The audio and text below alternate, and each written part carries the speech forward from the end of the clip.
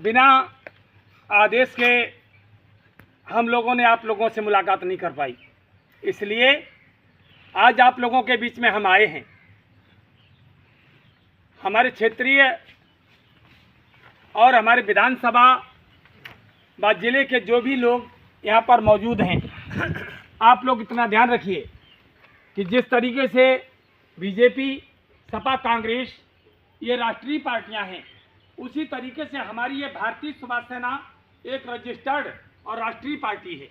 इसलिए इसको लोगों ने हमेशा दबा के रखा। हमारी केंद्र सरकारों ने कभी ये नहीं चाहा कि नेताजी सुभाष चंद्र बोस ओपन होकर पब्लिक के बीच में आए। पब्लिक के बीच में कभी इन्होंने आने नहीं दिया। 1975 में इंदिरा गांधी ने नेताजी को समाज और जनता के बीच में न पहुंच जाएं, इसलिए DIR मीसा लगा करके 21 महीने तक जेल में रखा नेताजी सुभाष चंद्र बोस को ब्रिटिश के हवाले करने के लिए। क्योंकि नेताजी अगर जनता के बीच में आ गए तो हम कौन बिल में जाएंगे। कांग्रेस ने 55 साल देश में राज्य स्थापित करने के बाद देश को लूटा, जनता का शोषण किया और ये सब ब्रिटिश गवर्नमेंट से मिले हुए थे। हम कांग्रेस, बीजेपी, सपा, बसपा की चालों को नहीं समझ पाए। ट्रांसफर ऑफ पावर एग्रीमेंट पर पट्टे की आज़ादी सहन करते रहे और प्रजा हमारी गुलामी को स्वीकार किए रही। आंशिक आज़ादी तो हमें दी गई, आज़ादी नहीं वो बर्बादी थी, लेकिन आर्थिक आज़ादी हमको नहीं मिली। इसलिए आज भारत वर्ष का पूरा बच्चा बच्चा गरीब किसान मजदूर हाय पैसा हाय पैसा हाय पैसे में लगा है। आर्थिक आज़ादी अगर मिली होती तो ये पैसे की ज़रूरत हमको इतनी नहीं पड़ती, हमारे पास भी वो धन होता। आज एक नेता मंत्री पूंजीपत करोड़पति का बच्चा 500 का नोट मार्केट में उल्ला देता है, उसको कोई दर्द नहीं, और किसान का बच्चा 5 रुपया बेचारा खर्च करने में बार बार संकोच करता है कि पापा पूछेंगे तो हम क्या जवाब देंगे, 5 रुपये कहाँ खर्च हुए। इसलिए आर्थिक आज़ादी हमें नहीं दी गई, आंशिक आज़ादी दी गई। अब महान संत सम्राट नेताजी सुभाष चंद्र बोस एक भारतीय सुभाष सेना के मालिक, जिन्होंने संस्थापक बन करके ये पहले दूरदर्शी से चुनाव लड़ाया, लेकिन लोगों ने उस समय भी नहीं समझ पाया। इसके बाद हिंदुस्तान प्रजातंत्र सेना के नाम से भंडारी बाबा ने डिस्ट्रिक्ट सीतापुर में मुजैना आश्रम से आवाज़ लगाई। उस समय राजनाथ सिंह ने भंडारी बाबा की व्यवस्था को तोड़ दिया। ये सत्ता के भूखे भेड़िया, कुर्सी हमेशा हमारी बनी रहे, इसलिए कभी नेताजी को सामने नहीं आने दिया। किसी के माध्यम से किसी ने अगर आवाज़ लगाई तो सामने नहीं आने दिया। और मैं कहता हूँ दावे के साथ कि प्रेशर को जितना ये लोग दबाएंगे उतना प्रेशर हाईलाइट में आएगा। नेताजी का मुद्दा दबाने में कसर बाकी नहीं छोड़ी। इसके बाद में सन 2003 में इसी दूरदर्शी भूमज्योतक और हिंदुस्तान समाजवादी प्रजातंत्र सेना को ट्रांसफर करके नेताजी ने भारतीय सुभाष सेना के नाम से रजिस्ट्रेशन किया। और रजिस्ट्रेशन होने के बाद आज भारतीय सुभाष सेना से कई बार 2017 में, 2019 में हम लोग आप लोगों के बीच में आए, लेकिन आप लोगों ने कोई गौर नहीं किया। भारतीय सुभाष सेना की बात को हमेशा आप लोग ठुकराते रहे, लेकिन आप लोगों के बीच में हम आते रहे और अर्जी करते रहे। अर्जी हमारी रही और मर्जी तुम्हारी रही, लेकिन अब ऐसा नहीं होगा। ये नेताजी सुभाष चंद्र बोस का आदेश पाकर के हम लोग आप लोगों के बीच में आए हैं, और इस आदेश पर हमने अगर गौर किया तो थोड़ा थोड़ा गरीब किसान मजदूरों आप भी गौर कीजिए। क्यों? क्योंकि आप 75% हो और 25% आज राज्य सत्ता का भोग कर रहे हैं। 75% जमीन को खोद रहा है। तो ये मुद्दे आप लोगों के बीच में है। कोई माई का लाल नेता मंत्री केंद्र सरकार से लेकर के राष्ट्रपति मुख्यमंत्री तक जो आपके बीच में ये अश्वमेध यज्ञ घोड़े की तरह राम ने जो घोड़ा छोड़ा था, उस तरीके से नेताजी सुभाष चंद्र बोस ने अपना संकल्पित एक घोड़ा छोड़ा है। कोई राजा इसको पकड़ ले, हो कोई माई का लाल जो इस घोड़े की लगाम को थामे, वो घोड़ा कौन है? ये घोड़ा आप लोगों के बीच में आया है। कोई नेता मंत्री राजा नहीं इसको पकड़ा। राम के घोड़े को भी छोड़ा गया था, उस समय लवकुश ने पकड़ा था जो उनके बच्चे थे। तो तुम लोग नेताजी के बच्चे हो। आप हमारा भारत का पूरा संतान, पूरी नर नारी की संख्या, मेरी माताएं बहनें भाई बंधु सब नेताजी सुभाष चंद्र बोस के हैं। क्यों? क्योंकि नेताजी सुभाष चंद्र बोस ने देश की आज़ादी के लिए अंग्रेजों को भगाया था। तो वही मेरे प्रभु हैं, वही मेरे भगवान हैं, वही मेरे परमात्मा हैं। हम सब लोगों के जो भी हैं रक्षक हैं, लाज बचाने वाले, चूड़ियों में हीरे जवाहरात जड़ाने वाले और माताओं बहनों के बीच में पूर्ण आज़ादी लाने वाले नेता सुभाष चंद्र बोस के अलावा कोई नहीं, कोई नहीं, कोई नहीं। और सुनिए, उन्होंने आप लोगों के बीच में, ये नेता लोग तो कभी घोड़ा पकड़ नहीं पाएंगे, लेकिन घोड़े के पीठ पे लिखा क्या है? सबसे पहला बिंदु लिखा है, घोड़ा कैसे पकड़ पाएंगे? अश्वमेध यज्ञ घोड़ा है, इसके आगे यज्ञ होगा, तो इसलिए नहीं पकड़ पाएंगे कि घोड़े के पीठ पर पहला बिंदु लिखा था कि राजनेताओं, तुम लोग इतना कर सको तो राजगद्दी पर बैठिए। सबसे पहला बिंदु है 5 लाख रुपए किसानों मजदूरों का कर्जा माफ किया जाएगा। पहले तो नेताजी सुभाष चंद्र बोस ने अपनी भारतीय सुभाष सेना के मेन जिम्मेदार पदाधिकारियों से प्रधानमंत्रियों को लेटर दिवाए कि ऐसा किया जाए, ऐसा किया जाए, ऐसा किया जाए, लेकिन नहीं किसी ने सुना। जब नहीं सुना तो ये अश्वमेध यज्ञ घोड़ा छोड़ा है।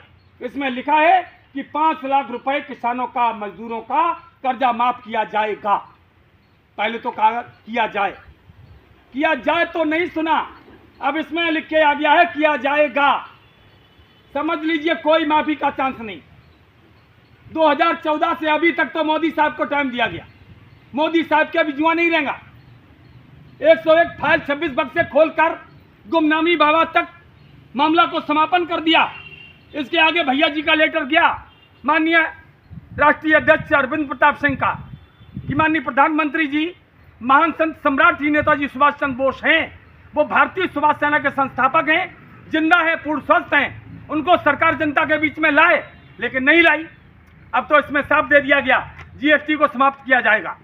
तो 24 तारीख की मांग थी, 24 तारीख को आदेश हुआ और आज आप लोगों के बीच में चर्चा हो रही है कि 24 तारीख को जीएसटी हट जाएगी। ये मांग पत्र तो पहले से गया था ना, इसमें साफ लिखा है कि जीएसटी को समापन कर दिया जाएगा, जीएसटी को समाप्त किया जाएगा और कुछ आवश्यक वस्तुओं पर एक समान 7% टैक्स लगाया जाएगा, आवश्यक वस्तुओं पर बस। तो जीएसटी भी देखिए इसी मांग पत्र पर हटाई जाने की बात हुई। तो नेता मंत्री अधिकारी बिना नेताजी सुभाष चंद्र बोस के जी नहीं सकते हैं, जो वो कहेंगे वही करना होगा।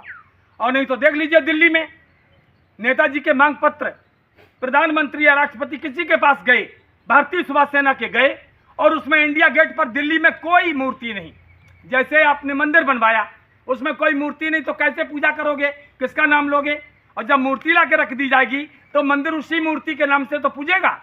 तो दिल्ली के इंडिया गेट पर कोई मूर्ति नहीं थी, ना देवी की, ना देवता की, ना जार्ज पंचम की, ना कुछ नहीं। इंडिया गेट पर 42 कुंटल की तस्वीर 21 फुट की नेता सुभाष चंद्र बोस की स्थापित की गई। तो मान लीजिए कि दिल्ली में नेताजी स्थापित हो चुके, दिल्ली में नेताजी की सरकार आ गई। जब दिल्ली में सरकार आ गई तो दिल्ली से तो राजधानी हटेगी, क्योंकि नेताजी सुभाष चंद्र बोस दिल्ली की राजधानी पर नहीं बैठेंगे। दिल्ली की गद्दी पर बैठकर कोई माई का लाल, स्वामी जी के शब्दों को याद करो, अय मेरे गांव समाज के लोगों, अय प्रजातंत्र के नर नारियों, आप लोग इतना तो समझो कि दिल्ली की गद्दी पर बैठकर कोई माई का लाल देश और देश की जनता को खुशहाल नहीं कर पाएगा।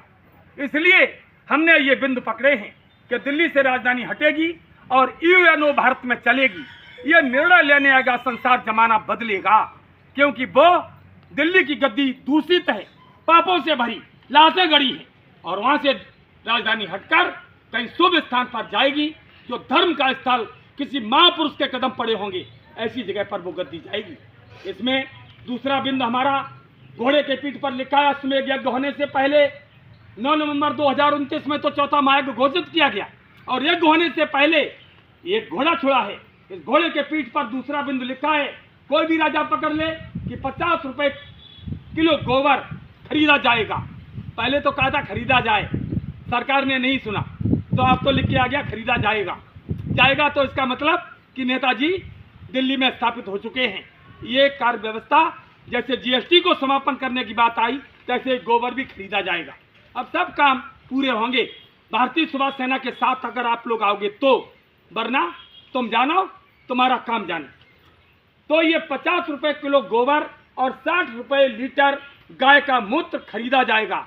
70 रुपए लीटर गाय का दूध और 80 रुपए लीटर भैंस का दूध बिकेगा, ये निश्चित है। और सुनिए कि महंगाई जो आसमान जा रही है, यहाँ पर थोड़ी स्वामी जी की भी बात याद कर लो। आप लोग स्वामी जी को विश्वास नहीं करते हो और जय गुरुदेव के चेलों को बुरी नज़र से देखते हो, गाली भी देते हो। तो इतना गौर करो कि स्वामी जी ने कहा था, है बच्चों बच्चियों, आपने अभी महंगाई देखी कहाँ, महंगाई अभी आसमान जाएगी। तो महंगाई आसमान जाएगी, अब महंगाई तो तुम्हारी कमर तोड़ रही है। तो स्वामी जी का वचन सत्य हुआ कि नहीं? जब कमर टूट रही है तो इसमें दिया गया है कि 90 दिन के अंदर महंगाई पर रोक लगा दी जाएगी। 90 दिन के अंदर महंगाई पर रोक लगा दी जाएगी। सरकार बनने पर भारतीय सुभाष सेना को यदि प्रजातंत्र हमारा ये संसद भवन में लाता है, पार्लियामेंट में, तो 90 दिन के अंदर महंगाई पर रोक लग जाएगी। 90 दिन का ये लिखित आ गया है कि रोक लग जाएगी।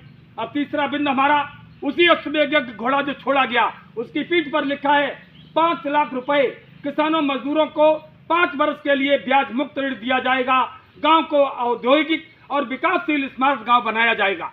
ले, जब स्मार्ट गांव बनेगा, विकासशील होगा, तो गांव का कोई मनुष्य, नर या नारी दुखी होगा? बताओ, कोई दुखी नहीं होगा। हमारे गांव में नौकरी, रोजगार, सुविधाएं इत्यादि मिलेंगी। 7,000 रुपये प्रति माह विधवा, विकलांग, असहाय और 60 वर्ष आयु से ऊपर के सभी महिलाओं और पुरुषों को पेंशन दिया जाएगा। सरकारी बसों में निःशुल्क यात्रा सुविधा भी दिया जाएगा। इसके बाद रोजगार, बेरोजगार शिक्षित लड़के लड़कियों को 6 माह के अंदर, 6 महीने के अंदर, अब ध्यान दो, ऐ प्रजा के लोगों, नर नारियों, आपके पास में आया हूँ नेताजी सुभाष चंद्र बोस के आदेश से। इसमें साफ दिया गया है कि भारतीय सुभाष सेना की सरकार बनने पर 6 महीने के अंदर सरकारी बसों में निःशुल्क यात्रा सुविधा दिया जाएगा और नौकरी निश्चित तौर पर दी जाएगी।